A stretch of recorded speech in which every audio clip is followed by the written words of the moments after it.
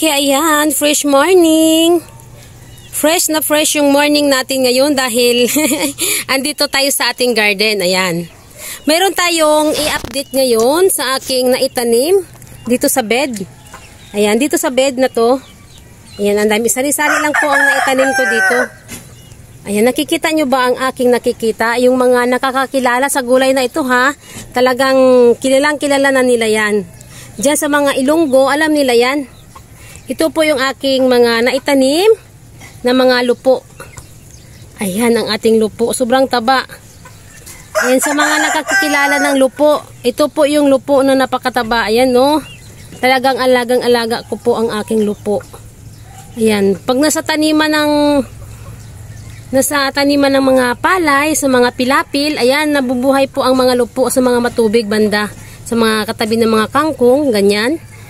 Ito po ay kinuha ko din po yan doon sa may Tanay Rizal. So bali isang puno lang po yan. Napadami ko siya. Dito ko siya itinanim sa sako na ito.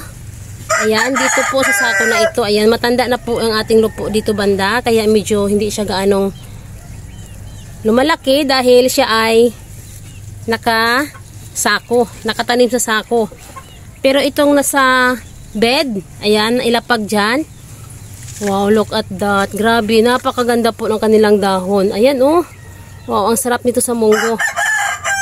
Ayan, sa mga mahilig sa lupo, sa mga kumakain ng lupo, ayan, sa mga nakakilala nito, ay napakasarap po nito. Ayan, oh. Ang bilis po niyang gumapang. Ang bilis niyang dumami. Ayan, oh. Ayan, umulan, kaya ayan, dumapa dyan banda. Pero nandun, oh. Ang layo na po ng ginapang ng ating lupo. Ayan. Silipin natin dito. Ayan ang ating mga lupo. Diyan. Ang dami. Dito po yan nakatanim sa bed. Ayan. Dito. Ayan. Oh, ang dami. Wow. Look at that. Ang dami. Gumapang na po siya dito. Ayan. Oh, gumapang na siya dyan. Lumabas na po siya sa bed. Ayan. Ayan, nandito. Silipin natin dito sa kabila. Kasi nandito po sila, sumiksik sila dito sa may aking mga kulitis. Ayan, ang ating kulitis. Grabe, napakataba. Ayan, wow, grabe. Ang sarap na niyan sa isda, oh. Napakaganda ng kulitis. Ayan, dito po yan, nakatanim sa taniman ng ating kulitis, ang ating lupo. Magkatabi lang po sila. Ayan ang ating lupo. Oh, wow, look at that. Ang sarap. Talagang nagtatakam na ako dito dahil hindi ko pa po ito napitasan. So, noong umulan, ayan, nung nakatikim sila ng ulan, ganyan na po ang itsura nila. Sus Maria, ang sarap-sarap na nila. Sa mga mahilig dyan. Ayan. Ayan, talagang partner yan sila. Ang lupo at saka ang kulitis, ang sarap nila yan sa munggo. Ayan, oh, daming lupo. Ayan. Nandito sa ilalim, yung iba. Ayan, oh, silipin natin. Ayan, gumapang na dito. Lumabas na sila. Nandito na gumapang sa taniman ng ating, ayan, oh, taniman ng ating mga luya. Ayan. Ayan, ang sarap. Wow. Saka ito, masarap din ito isahog sa mga itlog tsaka lupo. So bali parang igigisa lang ng kaunti, lalagyan ng itlog. Ayan, napakasarap po ng lupo. Napakasustansya po nito. Ayan. Ayan, dumapa po sila sa sa lakas ng ulan. Ayan, nung nakarang araw, maganda po ang kanilang tayo. Ngayon, dumapa na. Dahil Mataas na po sila. Nandito na sila sa ano, oh. Ayan. Itong ating kulitis. Ayan ang ating kulitis. Ayan, mamaya or bukas, pipitasin natin tong ating mga lupo. Kasi bibili tayo ng ating isahog dito. Sarap ito sa isda. Sa bangus, masarap ito. Ayan. So, bali mamaya or bukas, bibili tayo ng bangus para isahog natin yung ating lupo. Ayan, sa mga nakakilala dyan, sa mga lupo na yan. Wow, fresh na fresh lupo. Ang dami po niyan sa ano, sa palayan, sa probinsya. Ayan, hindi po nila itinatanim yan. Nangunguha na lang po, nangunguha na lang sa mga pilapil, sa mga taniman ng mga palay. Yan, ang dami po niyan. Pero ako, ayan, talagang itinatanim ko kasi namimiss ko pong kumain ng lupo. Basta Ilongga, kumakain ng lupo. Ang sarap nito. Ang sarap. Ayan. Talagang nagtatakam na ako dyan sa lupo na yan. Nandito, oh, gumagapang na siya palabas. Ayan. Ang ating mga gulay dyan, nasasarapan sila dahil naulanan. Doon sa kabila, doon mga talbos kamote po ang nandoon sa kabila. So, nandito, ayan. Ayan ang ating lupo, oh. Talagang umano siya dito sa may talong. Ayan. Sumiksik sa talong at saka sa ating okra. Yung ating okra dyan, sa isang sako. So, bali, ilan ang nakalagay? 3. Ayan, at itatransfer natin itong isa. Dahil siksika na po sila. Ayan, oh. Itatransfer natin yung isa. Ayan. Okay, ayan. Mamaya, magbabalik tayo. Or bukas, kung makabili na tayo ng ating isasahog dito. Ang ating lupo. Ang ating fresh lupo. Ayan. Okay, ayan. Mamaya, magbabalik tayo kung meron na tayong nabibiling mga isasahog sa ating lupo. Ayan. Parang uulan. A few moments later.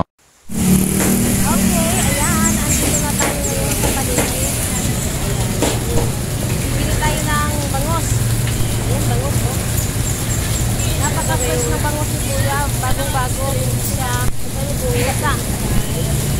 Ayan, namimili na tayo dyan ng ating bibilhing bangus.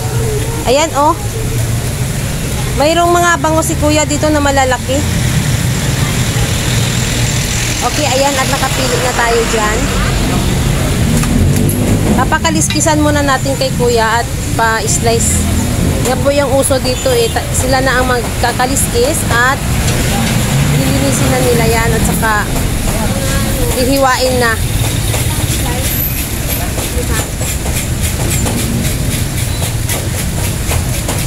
Okay, ayan. Hahawakan na natin yung bangus na yan. Ayan, oh, napaka-fresh. Ang ganda. Sarap mag-ihaw ng bangus. So ngayon, ang ating lulutuin ay isahog natin sa lupo. Ayan, oh, masarap po yung kanyang ginawang ano, boneless bangus. Ayan, 110 ang kilo niyan sa ano, boneless bangus ni Kuya. Ayan, oh. Ang laki ng bangus.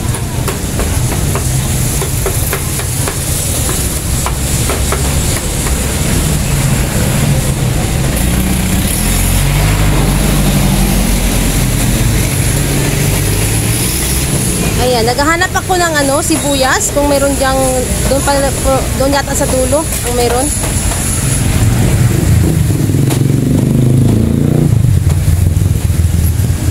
Okay, at magbabayad na tayo kay Kuya dahil magluluto na tayo, tanghali na.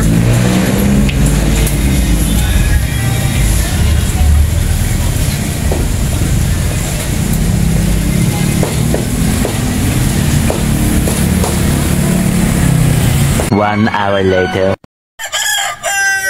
Okay, ayan. Andito na tayo ulit sa ating garden. Ayan. Tapos na tayong bumili ng ating isda.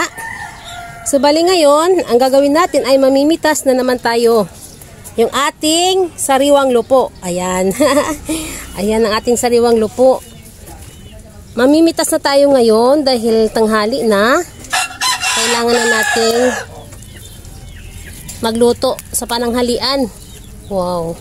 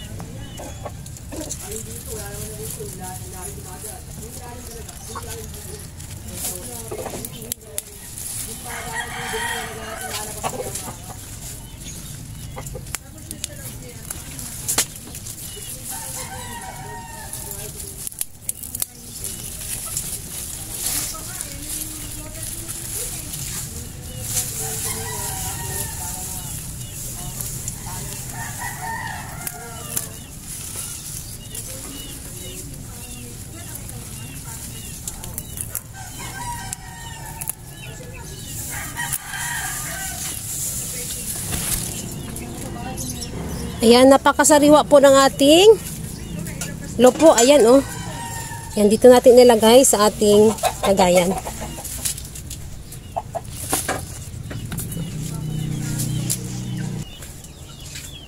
Okay, ayan na po yung ating napitas na mga lupo. Wow, grabe, ang dami.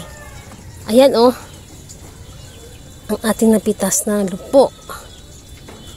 Ayan. Tamang-tama lang po yung ating pinitas para lang po sa ating isda ngayon. So, bali marami pa pong natira dito. Ayan, dami pang natira. Ayan, sa susunod na araw dyan, makapag-harvest pa tayo. So, bali yung kinuha ko ngayon, itong mga mahaba na tumutumba-tumba na sila sa haba. Kaya, ayun ang pinitas ko ngayon. Ayan, sa susunod na araw, mag-harvest tayo ulit dyan sa ating mga lupo na yan. Ayan.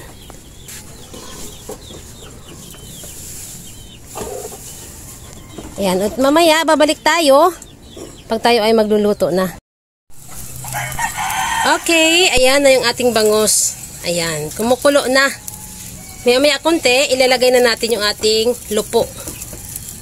Wow, ang sarap ng bangus. Oh, sariwang-sariwa siya.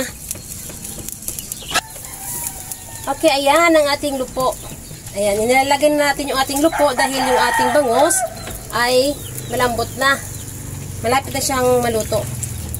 Wow, ang ating fresh lupo.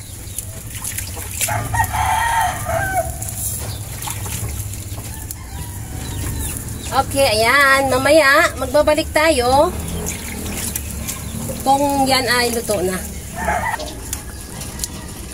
Okay, ayan. At luto na po yung ating lupo at saka yung ating bangus. Wow, sarap. Yummy. Sarap ng sabaw nito. Ayan. Okay, thank you. At tayo'y magtatapos na dahil kakain na tayo. Dahil nagugutom na, tanghali na dito. Ayan. Thank you sa inyong lahat sa walang sawang panonood sa aking mga vlog. Please subscribe my channel, Inday Names Rooftop Garden. Bye!